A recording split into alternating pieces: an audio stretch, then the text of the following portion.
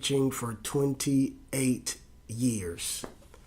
I preached my first sermon October 23rd, 1994. I've been preaching for 28 years.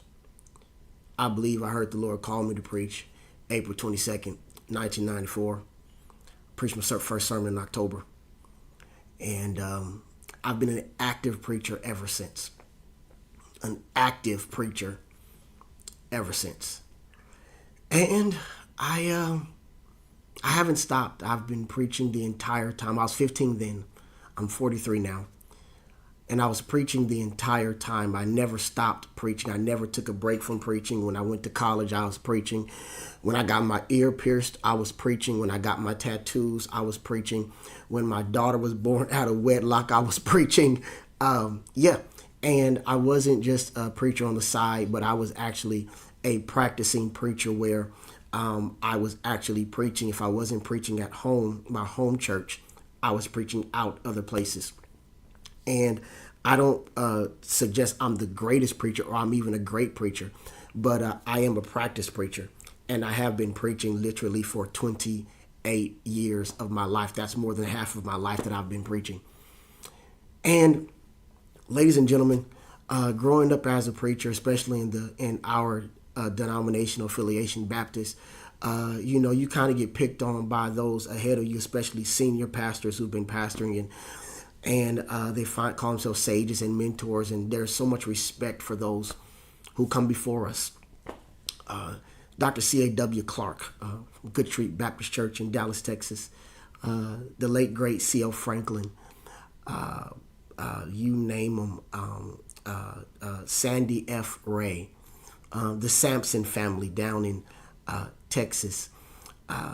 So many names. They just escaped. They just ran away from me right now. But there's so many names that we could call right now. Gardner C. Taylor, and then even if you come even closer to now, you have your Paul Mortons and your Frank Rays and your Tellis Chapmans and T.K. Andersons and Marcus D. Cosby's. Tolan Morgan's, Ralph Douglas West, my favorite preacher, William Houston Curtis, and the list can go. You throw your favorite preacher in there, T.D. Jakes, if he's one of your favorites. You throw your favorite preacher in there, and they're there. They're mentors. They're some of the greatest minds you'll ever come into contact with in terms of preaching the gospel of Jesus Christ. And they rightly divide the gospel and know what preaching is and know how it is and know what it looks like. But one thing I found growing up as a preacher is preachers get picked on, especially younger preachers. It's like a hazing process you go through where you go places and they try to check and see if you really are a preacher. What is the tenets of faith, and what they just spout stuff off, and you're supposed to know it as if you read the stuff every single day of every moment of your waking hour. And you should have things memorized, and we look up to those who come before us. But we also, the Bible says that you have many sons, but you don't have many fathers. You have a lot of teachers. You have a lot of, Paul was talking in that moment, he was saying, you have a lot of guys, literally, that walk the kids to school, protectors, that walk the boys to school because the route is dangerous. But you don't have a lot of father figures.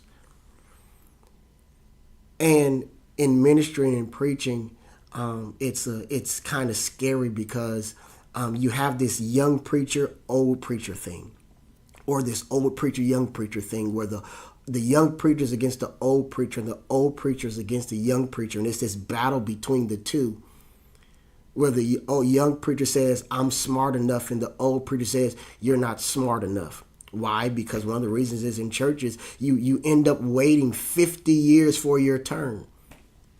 I kind of believe, and this may sound disrespectful to some people, I kind of believe because most pastors and preachers, we've never done anything else, and so we're like athletes who don't know how to retire.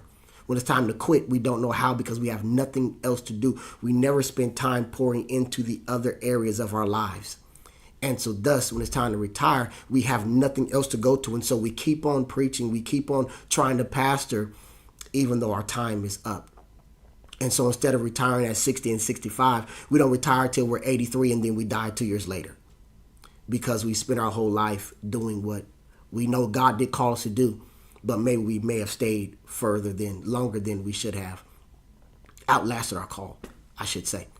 And so you have this fight between the young preacher and the old preacher. And so now you have this thing where you have these people who come on social media and they're like, young preacher this and young preacher that and young preacher this and young preacher that and young preacher this and young preachers. You just want to start churches and you just want to blow up. You're doing this and you're doing that and you always want to promote yourself and things like that. And I see it and I understand on one end, but the other end, I don't quite understand and get.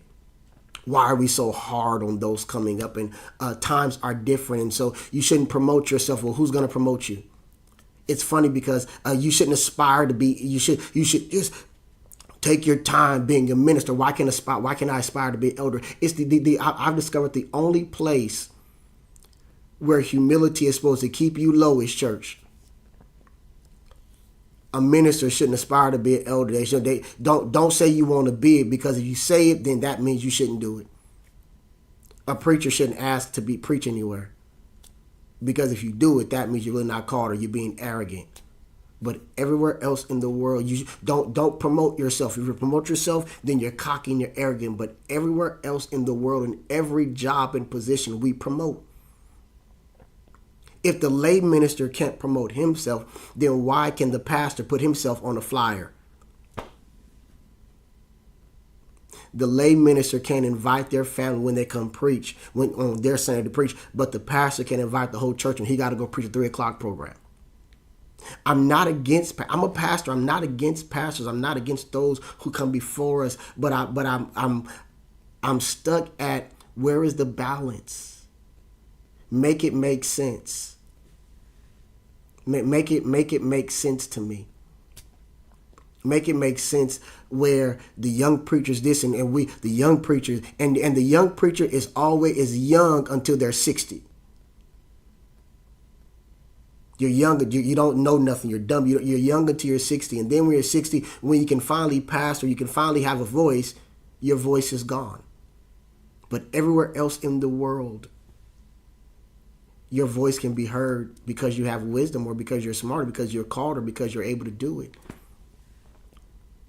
I swear Paul told Timothy, don't let them despise your youth. I promise Timothy wasn't old when he was pastoring and he was a bishop. I promise he wasn't 100 years old.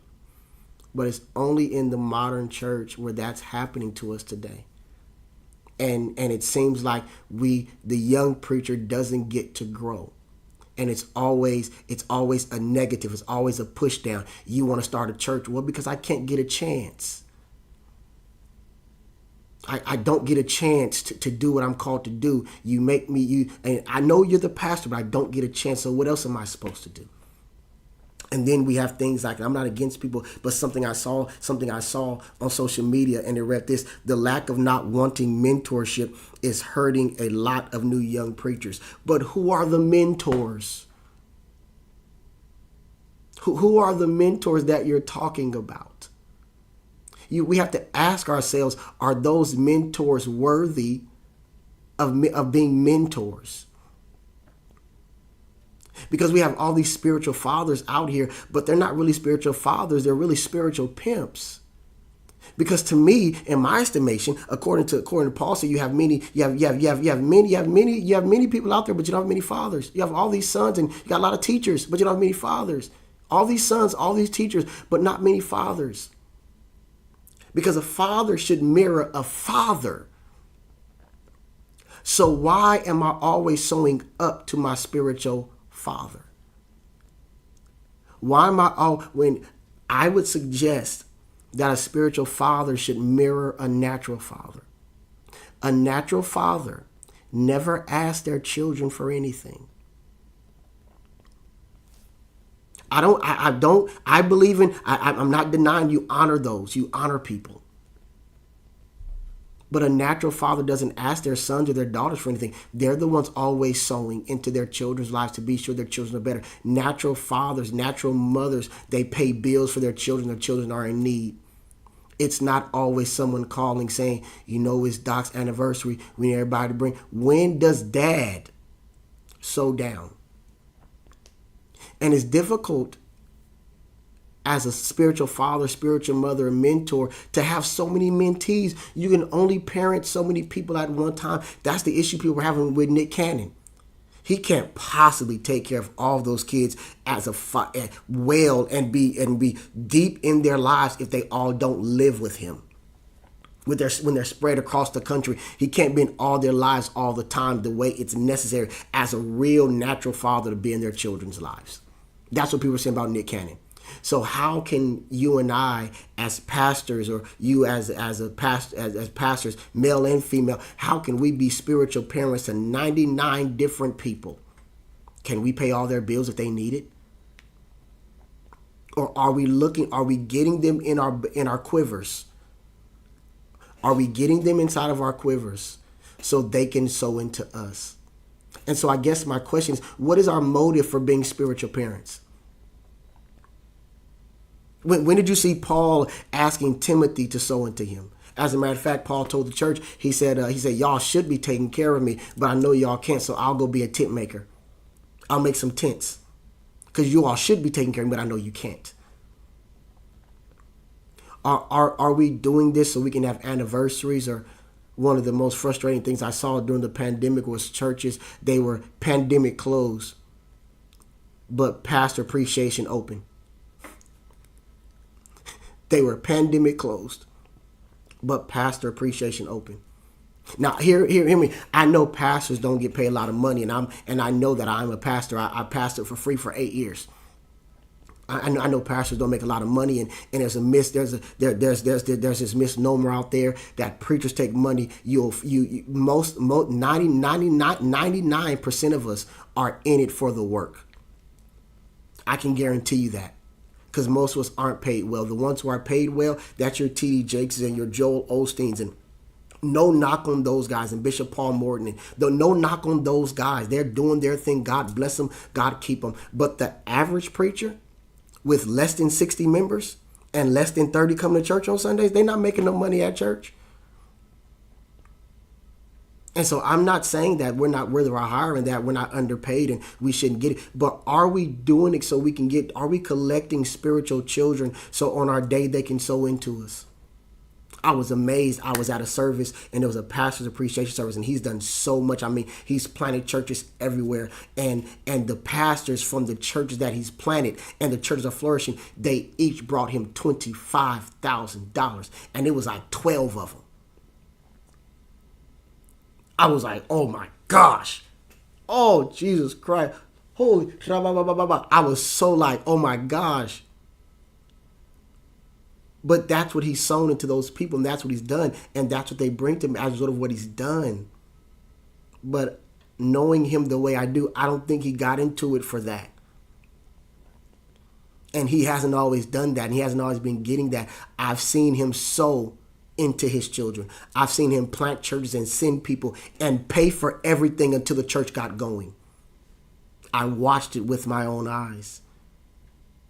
Are we doing this mentorship just to get a check? Or are we mentoring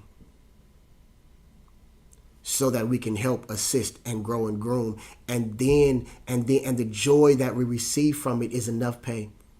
And the icing on the top is those that we sow into. They get to a place where they're able to sow back into us. But I'm frustrated when the people with nothing are always sowing up to people who already have. I don't need, if I'm a millionaire, I don't need my son who's struggling to bring me $1,000.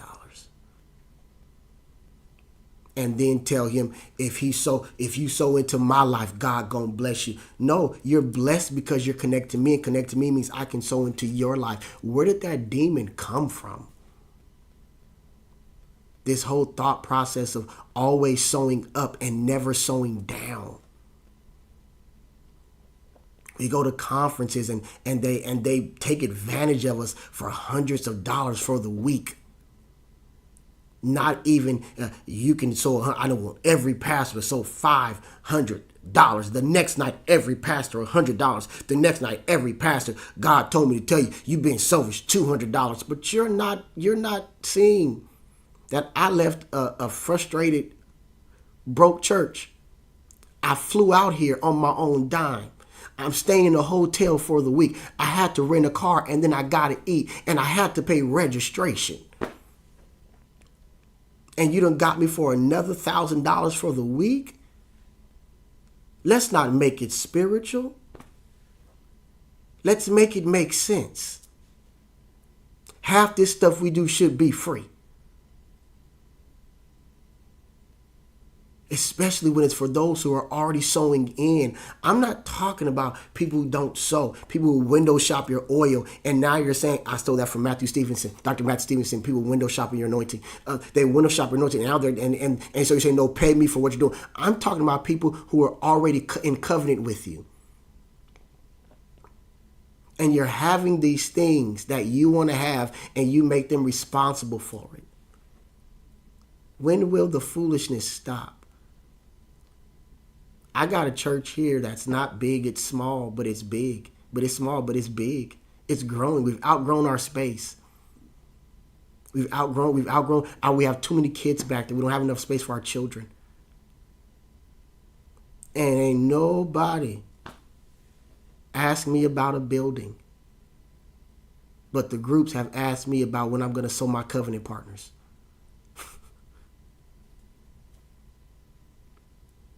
Don't forget your covenant partner seed. Don't forget your covenant partner seed. What? I've been sowing.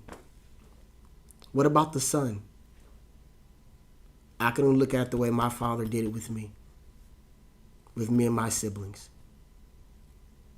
On my father's birthday one year, he took us to dinner to Ruth Chris Steakhouse, and he fed us.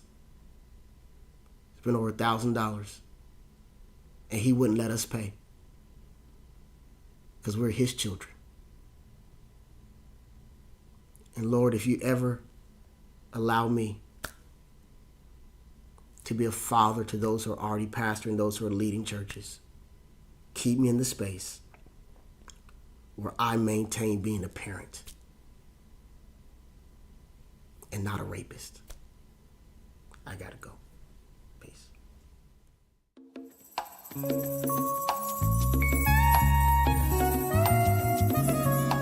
it's Yardley Griffin, Yardley Talks. If you enjoyed what you saw and you like this content, you like this platform, do me a favor.